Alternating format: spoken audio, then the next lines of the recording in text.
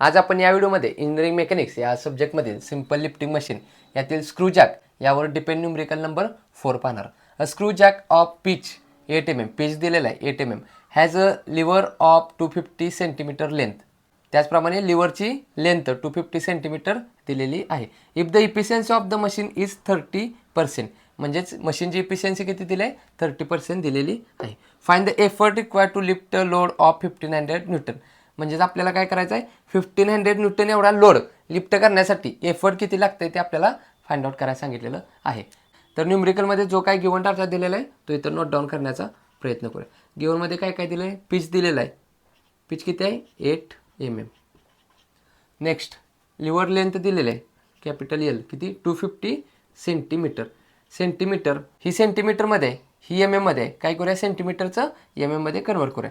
दिलेल्या व्हॅल्यूला इंटू 10 केलं काय होतं सेंटीमीटरचं mm मध्ये कन्वर्ट होतो. 10 मध्ये किती झिरो आहे 10, म्हणजेच दिलेल्या व्हॅल्यूवरती एक झिरो दिलं काय होणार सेंटीमीटरचं mm मध्ये कन्वर्ट होणार. म्हणजेच 250 ॲज इट इज आणि त्याच्यावरती एक झिरो दिला काय होणार सेंटीमीटरचं mm मध्ये कन्वर्ट. नेक्स्ट बघा इफिशियन्सी दिलेली आहे किती आहे ती 30%.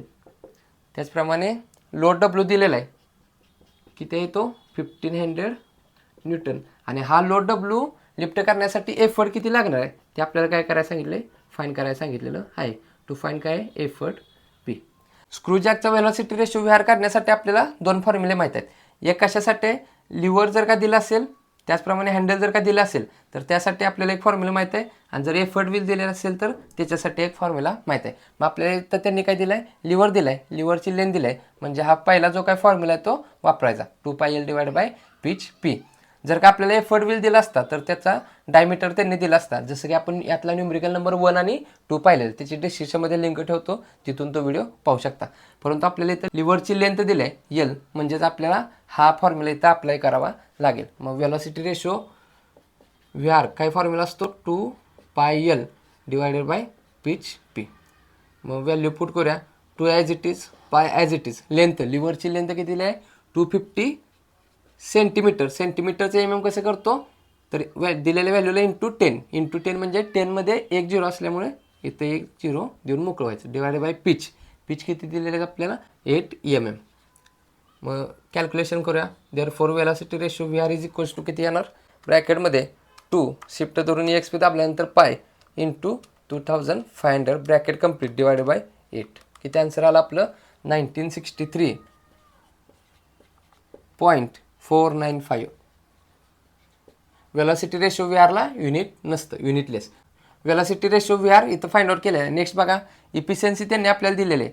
मग इफिशियन्सीचा फॉर्म्युला काय असतो output divide by input into 100. Output input दिलेलं नाही. मग नेक्स्ट फॉर्म्युला काय असतो MA mechanical advantage divide by V R velocity ratio into 100. हे सर्व फॉर्म्युले सिंपल लिफ्टिंग मशीन ऑल फॉर्म्युले या नावाच्या व्हिडिओमध्ये आपण डिटेलमध्ये तो व्हिडिओ पाहू शकता. मग आता बघा velocity ratio V R find out केलेला आहे. इफिशियन्सी त्यांनी दिलेला आहे, म्हणजे दोन व्हॅल्यू माहीत आहेत MA माहीत नाही. मग ही काय करूया एका ठिकाणी ठेवूया, बाकी सर्व टर्म दुसरीकडे शिफ्ट करूया. Therefore mechanical advantage MA is equal to काय होणार हा व्ही आर इकडे डिवाइड आहे इकडे आल्यानंतर इंटू होणार, म्हणजेच efficiency into velocity ratio V R आणि हा 100 इकडे काय इंटू आहे इकडे पाठवल्यानंतर डिवाइड होणार डिवाइडेड बाय 100. व्हॅल्यू पुट करूया. इफिशियन्सी किती आहे 30% into velocity ratio V R find out केला किती आहे तो 1963.495 डिवायडेड बाय 100. जे काय आन्सर येणार ते काय असणार आहे mechanical advantage. Therefore mechanical advantage is equals to किती येणार ब्रॅकेटमध्ये 30 into 1963.495 bracket complete divided by 100. किती आन्सर आलं आपलं 589.048.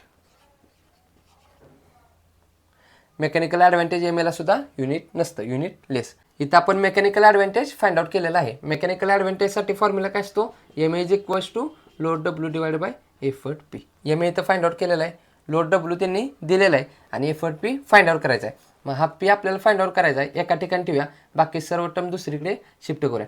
हा इकडं काय डिवाइड आहे इकडे आल्यानंतर काय होणार इंटू होणार आणि ह्या पीला MA काय असणार आहे इंटू असणार आहे इकडं पाठवल्यानंतर डिवाइड होणार. Therefore effort P is equals काय होणार load W divide bye mechanical advantage MA. Value put करूया. लोड डब्ल्यू काय आहे 1500 Newton divided by MA mechanical advantage find out केले किती आहे 589.048. 1500 डिवायडेड बाय 589.048 किती आन्सर आलं आपलं. Therefore effort P is equals to 2.546. Effort पीचं युनिट काय असणार आहे, न्यूटन. इथं आपण न्यूटनमध्ये व्हॅल्यू घेतली आहे म्हणून आन्सर कसं येणार, न्यूटनमध्ये येणार आहे. तर न्यूमरिकलमध्ये विचारल्याप्रमाणे effort P value find out केलेली आहे. या व्हिडिओच्या रिलेटेड जर काही डाऊट असेल तर कमेंटद्वारे कळवा. हा व्हिडिओ आवडला असेल तर नक्की या व्हिडिओला लाईक करा.